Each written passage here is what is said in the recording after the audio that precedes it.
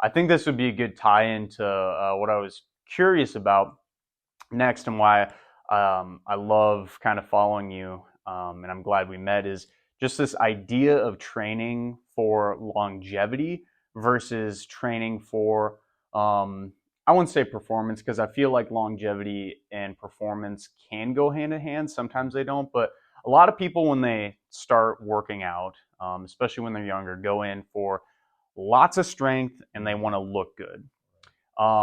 What's your kind of opinion, especially at this day and age and where you are right now, training for longevity, as in moving the most, being able to move the most independently on your own, pain free on your own, um, versus just training to look good? What are your kind of opinions at your current age and ability on those two Right. things? Well, I think everybody wants to look good. It's just a natural instinct. But it's just, it becomes more like what's practical in your life once you get to a certain age.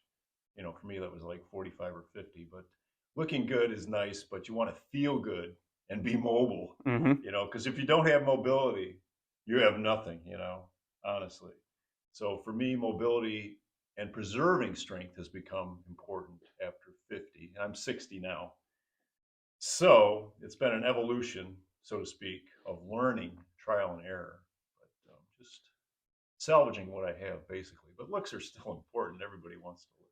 Well, and I think the thing I want to reiterate too, it's like it's never an all in towards one thing. Like, you can still, and actually, I feel like you can almost get the same amount of looks if you practice certain types of longevity training, Right, which we might get into some ideas at some point. But you can still be flexible and look good. right. You can still be powerful and flexible and look good. So I think uh, sometimes people just don't want to take the foot off the gas pedal a little bit to add in a little bit of extra, let's say mobility work, for example.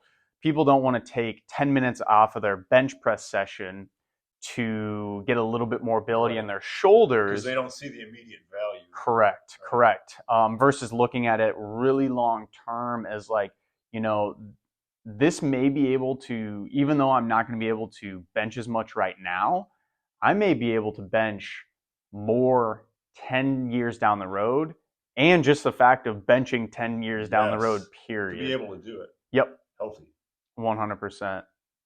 Yeah. I 100%. totally agree. And the looks thing is relative, but just feeling comfortable who you are, and being comfortable with yourself and knowing your limitations and keeping your eye on the long term goal, is the most important thing.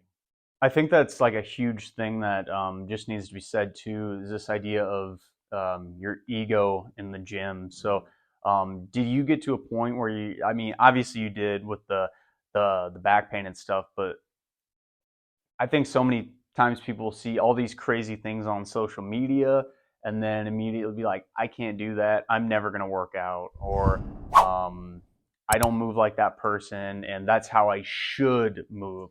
Versus like being proactive of, this is where I am right now, Right.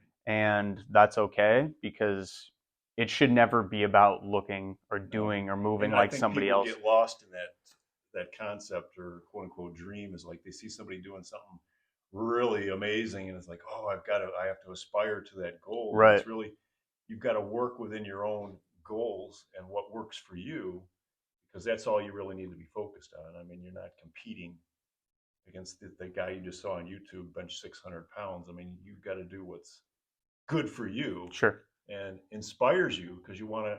I believe in short term goals, long term goals, but you got to keep yourself motivated. And those short term goals is generally what keeps people um, interested or Yeah. motivated because they got to see change and improvements so they can move on gradually, incrementally. Mm-hmm.